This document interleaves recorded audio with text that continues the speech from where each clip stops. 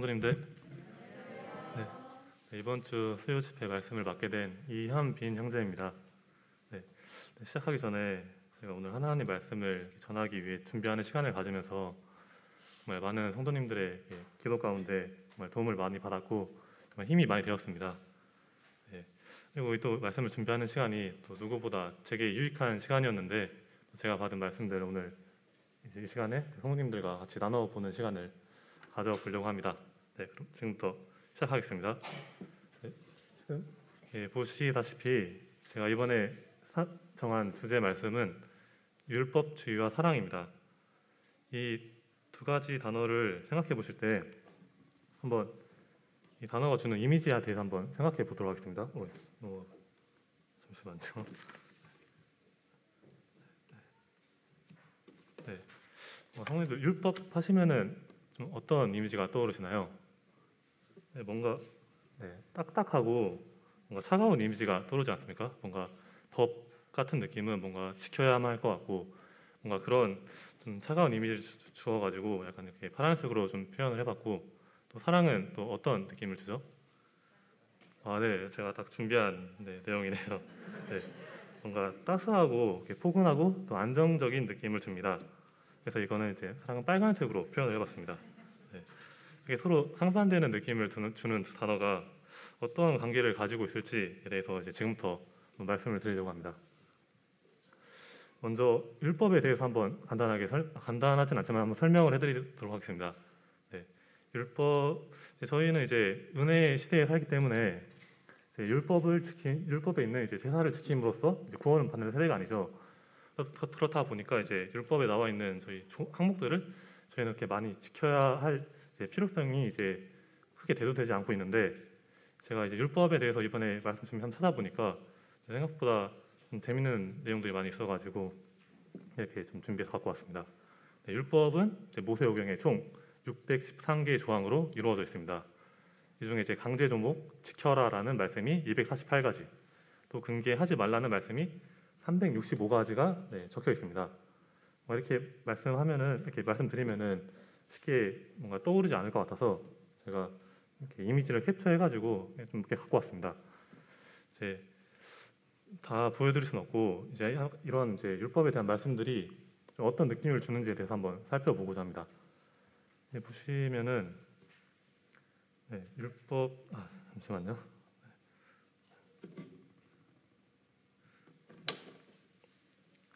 네, 그 이제 율법이 요즘에는 이렇게 다 찾기가 힘들 텐데 인터넷을 검색해 보니까 이렇게 다 잘 정리되어 있는 이렇게 말씀들을 갖고 왔습니다. 정리된 말씀을 갖고 왔습니다. 보시면 1번에 좀 생육하고 번성하라라는 되게 약간 포괄적인 의미를 가진 말씀이죠. 이거부터 시작해가지고 이제 한번 6번 봐볼까요? 유월절 양으로 바친 제물은 니산월 14일 밤에 먹어야 한다. 또 10번에 누룩 없는 떡을 니산월 15일에 먹어야 한다. 다음 레위기 말씀 봐볼까요? 보시면은 118번에 모든 곡식 제물에는 소금이 빠져서는 안 된다. 이렇게 뭔가 되게 세세하게 막 이런 구체적인 조항들이 많이 나와 있는데 또 371장 가볼까요? 나실 사람은 포도씨를 먹어서도 안 된다. 그 다음에 그는 포도 껍질을 먹어서도 안 된다. 이런 율법들이 굉장히 많이 613가지를 이루고 있습니다. 이렇게 많은 율법들이 있었고 그래서 솔직히 보시면은 이 613가지나 되는 말씀을 저희가 다 지킬 수 없을까요? 다 지킬 수 있을까요? 당연히 없겠죠. 네, 당연히 없을 겁니다. 이렇게 아까처럼 이런 세세하게 나와 있는 율법들이 이렇게 뭔가 다 이게 나열되어 있으면은 저 앞에 전에 걸 지켰다고 하더라도 다시 다른 걸 지키려고 하다 보면 전에 거 내가 지켰나? 못 지켰나?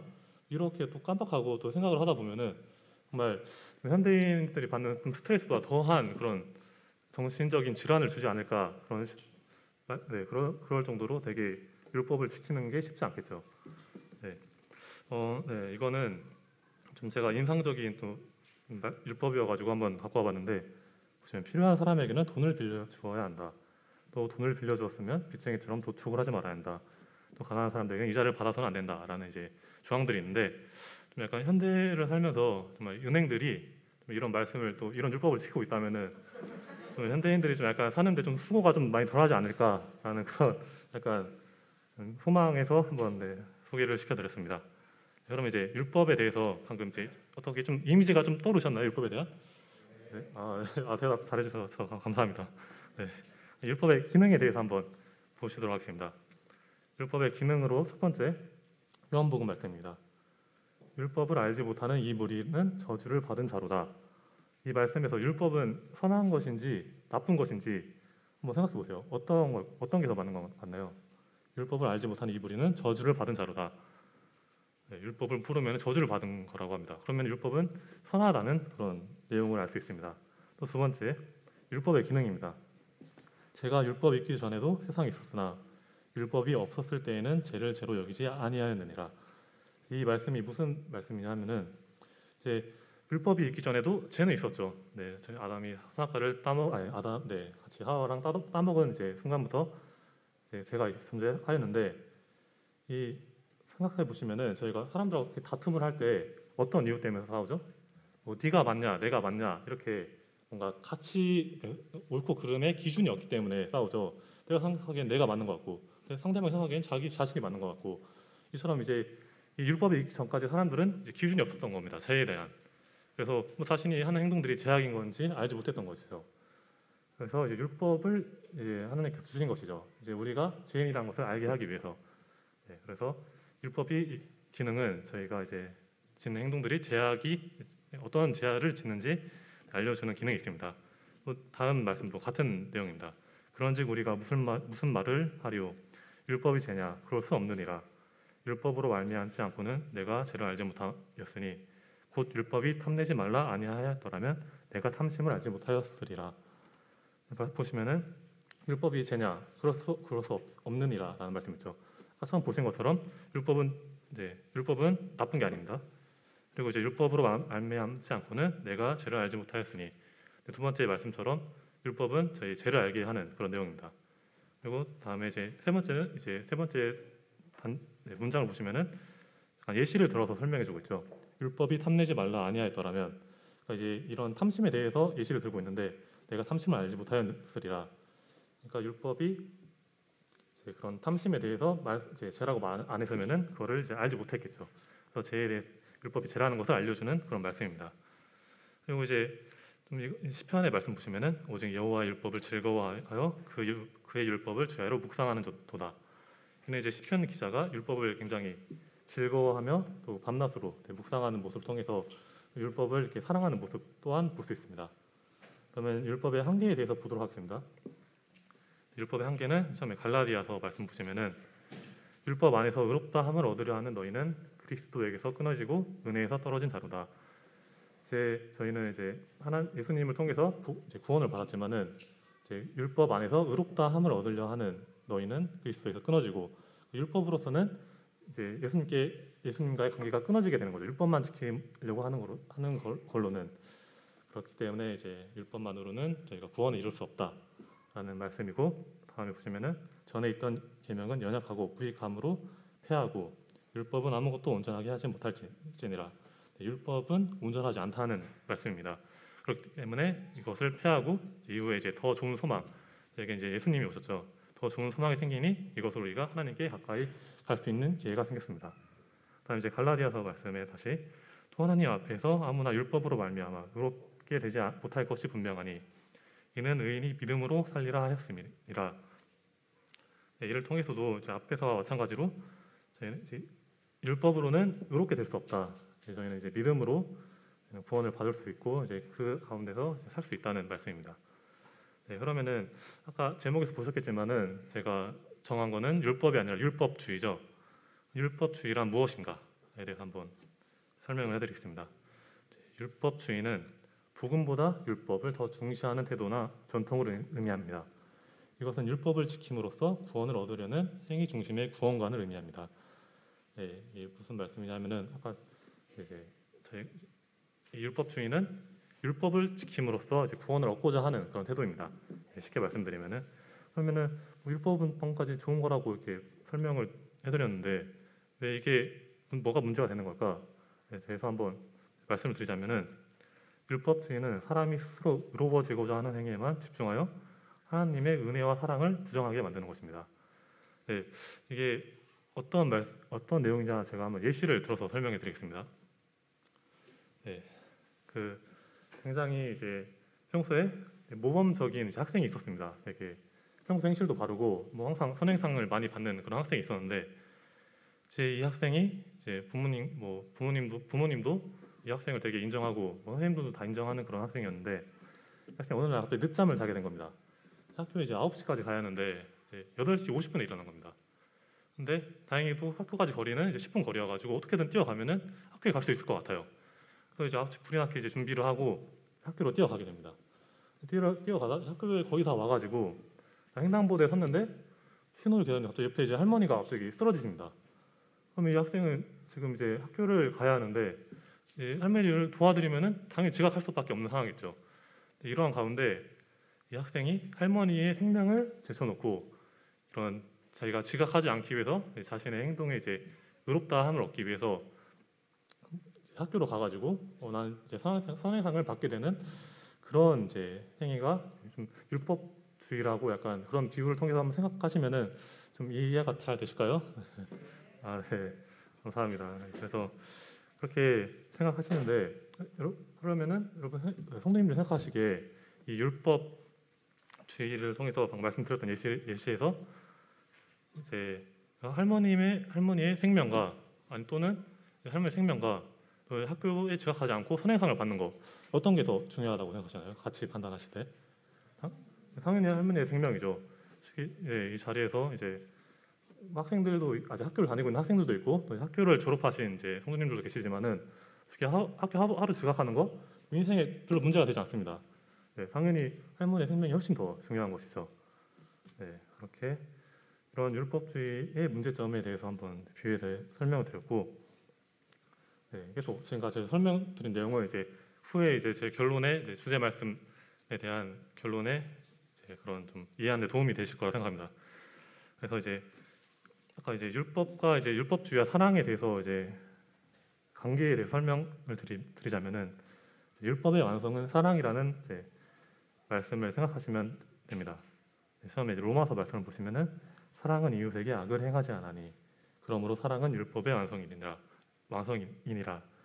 이제 말씀을 통해서 이제 사랑은 율법의 완성이니라를 통해서 이제 율법의 이제 완성이 사랑이다라는 것을 생각해 볼 수 있고, 그리고 갈라디아서 말씀에 온 율법은 내 이웃 사랑이를 내 자신 같이 하라 하신 한 말씀에서 이루어졌나니 이제 이 말씀 보시면은 온 율법은 어떤 한 말씀에서 이루어졌다 했죠? 하나의 말씀으로 이루어진 겁니다.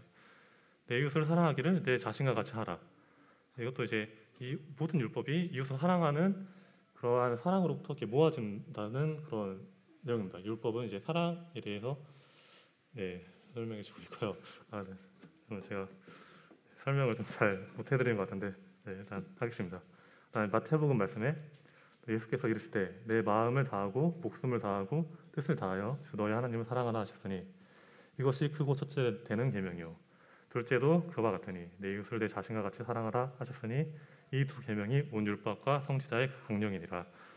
여기서 이제 가장 첫째 되는 큰 계명이 뭐라고 하셨죠? 너희 하나님을 사랑하라 라는 말씀이시죠. 그리고 두 번째는 내 이웃을 내 자신과 같이 사랑하라 라는 이제 이러한 전에 있던 율법들은 폐하고 이러한 이제 사랑에 대한 이제 율법들이 이제 남아서 이제 저희에게 이제 은혜의 그런 복음 말씀을 준 것으로 생각할 수 있습니다.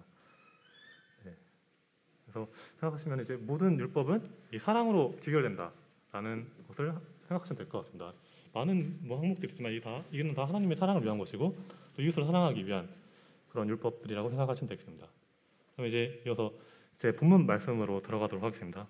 본문 말씀은 요한복음 8장 1절에서 11절입니다. 한번 같이 성경 말씀 보면서 읽어볼까요? 이게 있긴 하지만은 약간 교독으로 한번 읽어보겠습니다. 제가 1절 읽으면 성도님께서 2절 읽어주시면 되겠습니다. 이거 보고 읽으실 분들은 읽으셔도 상관없습니다.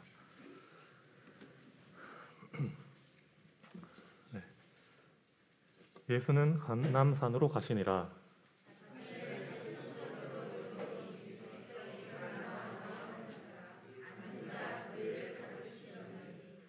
서기관들과 바리새인들이 음행 중에 잡힌 여자를 끌고 와서 가운데 세우고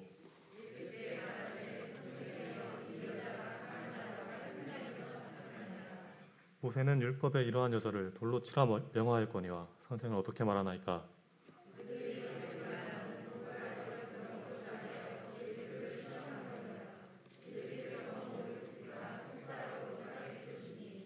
그들이 묻기를 맞이해 아니하는지라. 이에 일어나 이르시되 너희 중에 죄 없는 자가 먼저 돌로 치라 하시고 그들이 이 말씀을 듣고 양심의 가책을 느껴 어른으로 시작하여 젊은이까지 하나하나씩 나가고 오직 예수와 그 가운데 섰는 여자만 남았더라.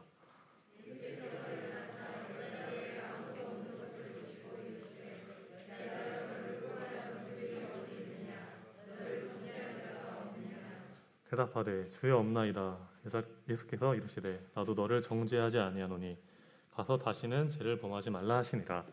네, 굉장히 다들 모든 성도님께서 잘 아시고 있는 말씀이라고 생각이 됩니다. 네, 그러면 이제 말씀에 대해서 한번 보는 시간 갖도록 하겠습니다. 일단 이 말씀을 보시면은 예수님과 가늠한 여인 그리고 또 누가 나오죠? 바리새인과 서기관들이 나옵니다. 네, 다시 말씀을 보시면은 처음에 성전에서 백성들을 가르치시고 계신 예수님이 계실 때 서기관과 바리새인들이 한 여인을 데리고 옵니다. 이제 이 여인은 간음한 여인으로 말씀을 보시면은 음행 중에 잡힌 여자로 간음하다가 현장에서 잡혔다고 합니다. 네, 말씀 그대로 이 여인은 현행범으로 잡혀온 것이죠. 그래서 누가 봐도 이 여인이 간음한 죄를 부인할 수 없는 상황이었습니다. 네, 넘어가서 바리새인과 서기관에 대해서 잠깐 설명해드리도록 하겠습니다. 네, 당시 이제 바리새인은 분리된 자라는 의미로 히브리어로 페루심에서 나온 말이라고 합니다. 율법에서 깨끗하지 않다고 하는 것들로부터 분리하려는 태도에서 유래된 말이죠. 네, 말 그대로 율법을 잘 지키는 사람들입니다. 또한 이 바리새인들은 바벨론 포로기 동안에 성경으로 돌아가자는 운동의 결과로 만들어진 게 바리새파입니다. 그다음에 이제 바리새파는 에세네파, 사두개파와 함께 유대 3대 분파 중의 하나로 신약 시대에 가장 큰 세력을 지니고 있어 영향력을 발휘했던 사람들이었다고 하는데 이 바리새인들은 이제 당시 이제 이스라엘 사람들이 보기에 가장 이제 존경받고 또 인정받는 그런 사람들이었죠. 하지만 이 바리새인들은 자주 나오지만 예수님과 되게 대립적인 그런 관계를 가지고 있던 사람들입니다. 이제 서기관에 대해서 설명해드리면은 이제 구약 성경에서는 나라의 매우 높은 관리를 서기관이라고 했다고 합니다. 이들의 주 업무는 율법을 연구하고 해석하는 것이었으며 이들은 종교적으로 대부분 바리새인들이었다고 합니다. 그러니까 이제 바리새파에 있는 사람들이 거의 서기관을 맡은 것이죠. 그리고 또 지도적인 서기관들은 바리새파의 우두머리들이었다고 합니다. 네, 그러면은 다시 이제 말씀으로 넘어가서 이제 5절에 보시면은 모세는 율법에 이러한 여자를 돌로 치라 명하였거늘 선생은 어떻게 말하겠나이까? 라는 말씀하시죠. 이게 어떤 의도를 가진 질문이죠? 예수님을 시험하기 위한 질문이었죠. 말 그대로 예수님을 사자성어로 표현하면 진퇴양난, 어떤 대답을 해도 곤란하게 만드는 그런 질문이었습니다. 이렇게 이제 만약에 이제 모세의 율법에 따라 예수님께서 어떤 대답을 해도 함정에 빠뜨리게 하려는 의도를 가진 질문이었는데 만약 예수님께서 율법에 따라 여자를 돌로 쳐야 한다고 하셨다면은 이 대답은 예수님이 가르치셨던 하나님과 이제 은혜와 사랑에 위배되는 대답을 하는 것이었고 뿐만 아니라 요한복음 말씀 한번 봐보실까요? 빌라도가 이르되 너희가 그를 데려다가 너희 법대로 재판하라. 이렇게 말하자 이제 유대인들이 이르되 우리에게는 사람을 죽이는 권한이 없나이다 라는 말을 합니다. 이를 통해서 이제 당시 이제 이스라엘 사람들에게는 형을 집행하는 그런 권한이 없습니다. 당시 이제 로마 제국의 그런 식민지였기 때문에 이러한 사형을 집행할 수 있는 권리는 로마 이제 총독한테만 있었죠. 그렇기 때문에 당시 이제 다른 사람을 이제 만약에 징벌하는 경우 이제 사형을 집행할 수 있는 권리는 로마 총독에게만 있었고 만약 예수님께서 이를 어기고 여인에게 형을 집행했다면은 이는 로마의 권력에 대항한다는 구실을 만들게 되는 거죠. 그래서 예수님을 고발할 수 있는 명분을 만들려고 했던 겁니다. 첫 번째는 이렇게 그 율법에 따라 여자를 돌로 쳐서 죽이라라는 그 질문, 그런 행동을 했을 때 경우고, 반대로 이제 예수님께서 이제 여인을 정죄하지 않으시고 그냥 가게 두었다면은 이는 이 신명기 말씀의 율법을 어기게 된 것입니다. 보시면은 이제 빨간색으로 이제 쳐놨는데, 그들을 돌로 쳐 죽일 것이니, 이제 가늠한 자들을 돌로 쳐 죽이라고 말씀을 하십니다. 율법에서는. 네, 하지만 이 또한 예수님을 고발할 명분을 만드는 것이었는데, 하지만 이 모든 기락을 알고 계셨던 주님은 자신을 함정에 빠뜨리고자 했던 질문을 한마디 말씀으로 논파하십니다. 어떤 말씀하시죠? 다시 말씀 보시면은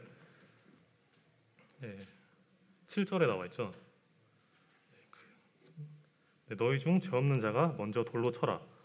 이 말씀을 생각해 볼 때 어떠한 논리에도 벗어나지 않는 것을 알 수 있습니다. 예수님께서 너희 중 죄 없는 자가 돌로 치라는 말씀을 통해 가늠한 여인을 돌로 쳐야 한다는 모세 율법을 또 지켰으며, 또한 예수님께서는 그 자리에 있던 그 누구도 정죄하지 않으셨기 때문에 직접적으로 형을 내리시지 않은 것입니다. 그렇기 때문에 로마의 권력에 대항한다는 그런 고발의 구실도 만드시지 않았습니다. 다만 그 자리에 있던 사람들에게 스스로 자신을 정죄하는 마음을 갖게 하시고, 어른부터 시작하여 젊은이까지 모두가 양심의 가책을 느껴 그 자리를 떠나게 만드셨죠. 저희는 이 말씀을 통해 예수님께서 위기의 상황을 제 말씀으로 벗어나신 것을 알 수 있습니다. 사실 예수님께 이런 상황은 좀 위기의 축에도 끼지 못하는 것이겠지만, 근데 또 이러한 말씀이 조금 안 좋게 이제 해석되는 경우가 있습니다. 때때로 이 구절은 자신의 죄를 변호하기 위해 사용되는 경우가 있는데, 이런 겁니다. 다른 사람들도 다 똑같이 죄를 짓는데 나도 저도 여인처럼 정죄받을 이유가 없다. 그러면서 이제 비난받을 이유가 없는 거 아니라며 생각할 수 있습니다. 예를 들면 이런 심리입니다. 이렇게 야구장 같은 데서 잠시만요. 야구장 같은 데서 신나게 이렇게 먹고 마시며 즐기며 놀다가 집에 갈 때쯤 되니 막상 이 휴대기를 들고 가기 싫은 겁니다. 그래서 이제 이걸 어떻게 해야 하나 고민하고 있는데, 옆에 있던 사람들이 하나둘씩 자기가 있던 쓰레기를 그냥 놓고 가는 모습을 보이는 거죠. 그래서 이제 이 모습을 보고 마음속에 이런 생각이 들겠죠. 다른 사람들도 다 쓰레기 버리는데 나도 버리고 가도 되는 거 아니겠어? 라는 이런 생각을 하게 됩니다. 그래서 만약에 누가 이 쓰레기 버리는 모습을 보고 뭐라고 한다면은 아까 제가 말씀드린 것처럼 똑같이 대답하겠죠.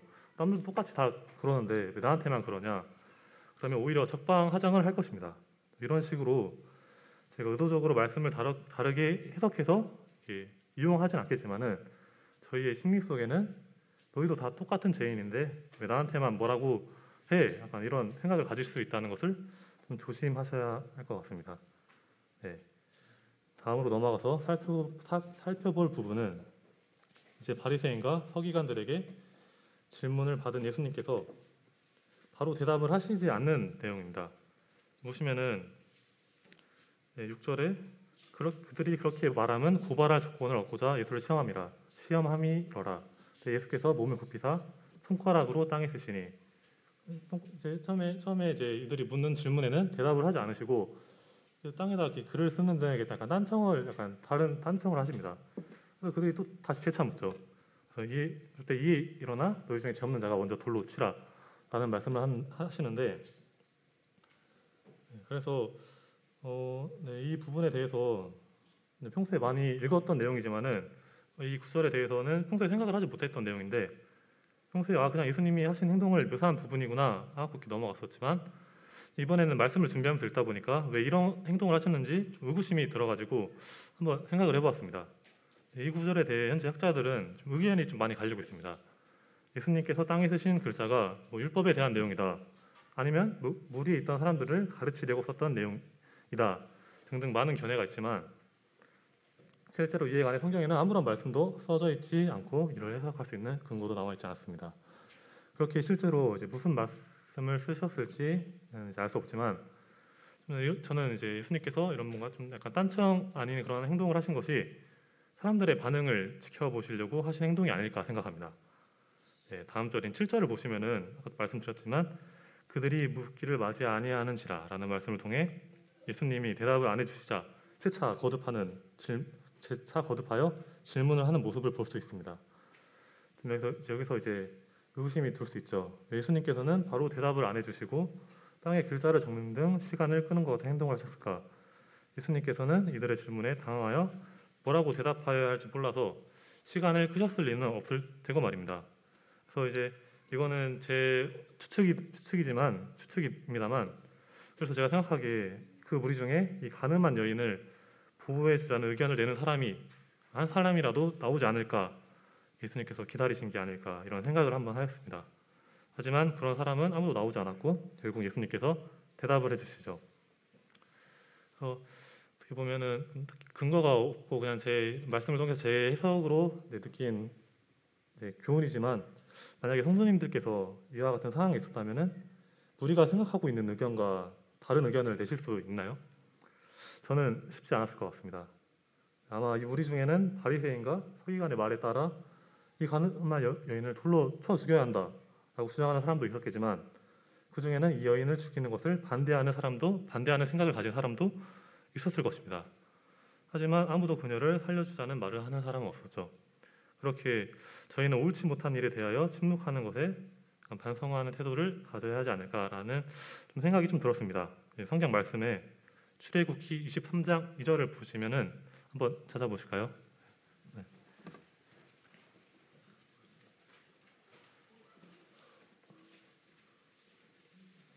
네, 23장 2절 말씀입니다. 출애굽기 23장 2절 말씀.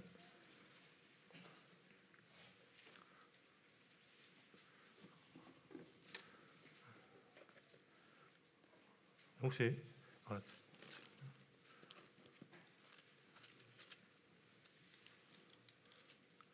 네, 제가 읽겠습니다.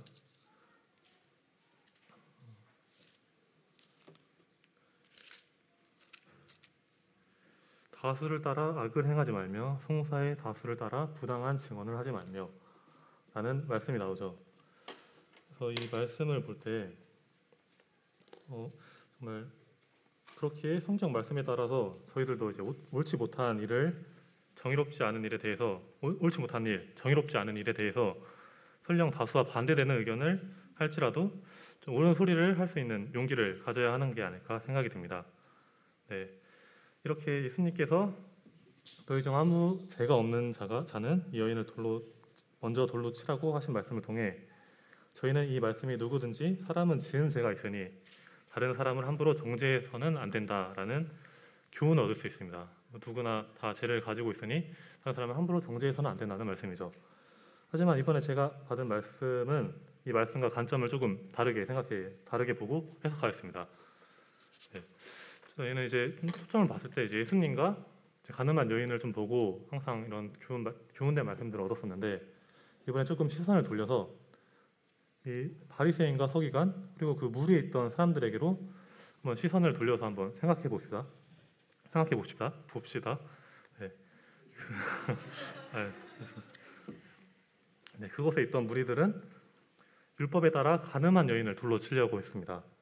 이들은 성경에 쓰인 대로 율법을 지키려 했던 것이니 이들의 행동을 얼핏 보기에는 정당한 행동을 하는 것처럼 볼 수 있습니다.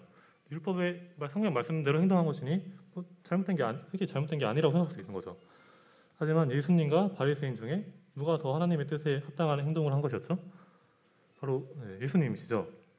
이것은 바리새인과 서기관들이 가늠한 여인을 데려온 의도만 보아도 잘못된 것을 알 수 있습니다. 그들이 그 가늠한 여인을 데리고 온 이유가 뭐죠? 예수님을 시험하기 위해서였죠. 네, 그들은 예수님을 시험하기 위한 도구로 그 여인을 이용한 것이지 하나님의 은혜와 사랑으로 그 여인을 정죄하기 위함이 아니었습니다. 그렇게 예수님께서는 율법에 따라 여인을 정죄하지 않으시고 여인을 돌려보내신 모습을 통해서 우리는 여인의 죄를 정죄하여 사형을 집행하는 일보다 예수님께서 여인을 정죄하지 않으시고 돌려보내신 일이 더 하나님의 뜻에 합당한 일이었다는 것을 알 수 있습니다. 그렇다고 제가 말씀드리고자 하는 게 그 가늠한 여인이 가늠죄가 없느냐, 그것이 아닙니다. 11절에 보시면 예수님께서 이제 말씀하시지만 나도 너를 정죄하지 않으니 가서 다시는 죄를 범하지 말라고 말씀하시죠. 이제 이 말씀은 예수님께서 그 가늠한 여인의 죄를 정죄하지 않으신 것이지, 그 여인이 가늠한 이를 죄로 보고 계신 것을 알 수 있습니다. 그래서 오해 말으시기 바랍니다. 저는 이 간음죄에 대해서 무고하다는 말씀을 드리려는 것이 아니라, 성경에 보시면은 간음죄는 사형에 해당할 만큼 아주 큰 죄악입니다. 많은 사람을 또 상처 입히고 또한 가정을 파탄낼 만큼 큰 죄악이라는 것을 알 수 있습니다. 그렇다면 방금 말씀드린 것처럼 간음죄가 큰 죄악이기 때문에 그곳에 있던 사람들이 성경에 쓰인 율법대로 그런 가늠한 여인을 돌로 쳐서 죽이려고 했던 사실이 올바른 행동이지 않았나 라는 생각을 또 하실 수도 있을 겁니다. 하지만 율법을 지키려 하였음에도 그 행동이 하나님의 뜻에 왜 합당하지 않은 행동이었을까요? 우리는 지금까지 아까 전에 봤던 율법주의에 대해서 그 이유를 찾아볼 수 있습니다. 아까 율법주의란 무엇이었죠? 좀 길어가지고 대답하기가 쉽지 않을 것 같은데, 율법주의는 어떤 의식이나 행위로 하나님께 인정받으려고 하는 것이었죠. 그렇게 사람들 마음속에는 율법을 지켜야만 하나님께 구원을 받을 수 있다라는 생각이 그 사람들로 하여금 하나님의 은혜와 사랑의 마음을 가리게 만드는 것입니다. 당장에 그들에게는 가늠한 여인을 돌로 쳐서 죽임으로써 하나님의 말씀, 그 율법을 지킨다는 성실히 이행함으로 하나님의 인정을 받고자 했던 욕구가 죄를 지은 여인을 돌봐야 한다는 하나님의 은혜와 사랑을 돌아보지 못하게 만든 것입니다. 이렇듯 율법주의는 우리가 하나님의 은혜와 사랑을 부정하게 만드는 것이기에 항상 경계해야 하는 것입니다. 이러한 말씀을 또 삶에 적용하여 보았을 때 저희 또한 바리새인과 그 무리들처럼 율법주의적 성향을 가지고 있다는 것을 생각해 볼 수 있습니다. 솔직히 안 좋게 제가 얘기했지만은 저희 안에도 이런 성향이 내재되어 있는 겁니다. 이 율법주의적 성향이 다른 게 아닙니다. 하나님의 진리되는 말씀을 보지 않고 자신의 행위와 생각이 더 옳다고 생각하는 것이 율법주의적 성향과 크게 다르지 않다는 겁니다. 이렇게 자신의 생각에 사로잡혀 서기관과 바리새인들처럼 자신의 들보는 보지 못하고 타인의 눈에 있는 티를 나무라며 자신이 다른 사람들보다 더 의롭다 여기고 남을 정죄하려는 행위가 과연 주님 보시기에 의로운 행동일까요? 당연히 아니겠죠. 그렇다고 죄를 짓고 있는 성도가 눈앞에 떡하니 보이는데 조심스러워서 아무 말도 하지 못하고 그냥 단순히 반감만 해야 하는 걸까요? 그렇지 않습니다. 저희는 죄를 짓고 살아가는 성도가 있다면은 그를 가르치고 권면해야 할 의무가 있습니다. 하지만 이때 꼭 잊어서는 안 될 것이 있습니다. 제가 이제 오늘 주제 말씀을 통해서 결론적으로 말씀드리고 싶은 부분이 이 부분입니다. 바로 하나님의 은혜와 사랑이라는 가르침에 따라 정죄하고 권면해야 한다는 것입니다. 방금 말씀드린 하나님의 은혜와 사랑이라는 가르침이 없이 자신의 생각과 주관으로 성도를 정죄하게 되면 그것은 율법주의에 빠진 바리새인, 서기관들과 다를 바 없는 행동입니다. 이것은 하나님의 뜻에 합당하지 않으므로 지양해야 할 태도입니다. 제 경험으로 말씀드리자면 저도 어렸을 때부터 말을 잘 듣지 않아서 혼이 났던 기억이 꽤 있는데, 그때 제가 받았던 가르침들을 말씀 준비하면서 또 한번 생각해 보니까 정말 사랑 없이 메마른 그런 권면을 받았던 기억은 정말 제 감정을 상하게 할 뿐만 아니라 실제로 별로 도움이 되지 않았습니다. 하지만 정말 사랑으로 받았던 가르침들은 정말 제게 유익했고 또 감사하는 마음도 저절로 들게 하였습니다. 그렇게 저희는 성경에 따라 말씀에 따라 누군가를 정죄하더라도 하나님의 은혜와 사랑의 가르침을 잊어서는 안 된다는 것입니다. 한 가지 또 예를 한번 들어보겠습니다. 제 교회에서 섬기는 일에 아직 부족함이 좀 많은 그런 형제가 있다고 합시다. 혹시라도 오해하실까봐 미리 말씀드리자면은 제가 오늘 이러한 주제를 선택한 이유도 그렇고 제가 동북교회 사랑 없는 권면을 받아가지고 이런 주제 말씀을 정해서 말씀드리는 게 아닙니다. 동북교회에서 너무 많은 사랑을 받아가지고 정말 뭐라고 말씀 다 드릴 수가 없네요. 네. 그래서 네. 네, 다시 돌아와서 이제 교회에서 섬기는 일에 아직 경험이 부족한 형제가 있다고 합시다. 그때 그 형제의 섬기는 모습을 보고 한 성도님께서 뭔가 마음에 불편함이 있었는지 이렇게 말씀하십니다. 형제, 그 일에 대해서는 아직 부족한 부분이 많은 것 같은데 좀 더 신경 써야겠어. 이렇게 좀 약간 좀 기분 나쁜 식으로 이렇게 말씀하십니다. 네. 이렇게 한 소리 들은 형제는 또 생각하겠죠. 자기가 생각하기에도 자신이 부족한 것을 알고 있는데 그렇게 또 더 열심히 노력하고 또 섬기려 했는데 또 자신의 상황과 노력을 몰라주니 또 그게 서운한 감정이 되게 컸겠죠. 이런 상황이라면 누구나 또 서운한 감정이 들기 마련일 겁니다. 네, 저 또한 그럴 것이고요. 그렇게 이제 혼자 앉아서 마음의 눈물을 이렇게 흘리고 있는데 형제에게 또 다른 성도님이 찾아오십니다. 찾아오셔가지고 옆에 딱 이렇게 앉습니다.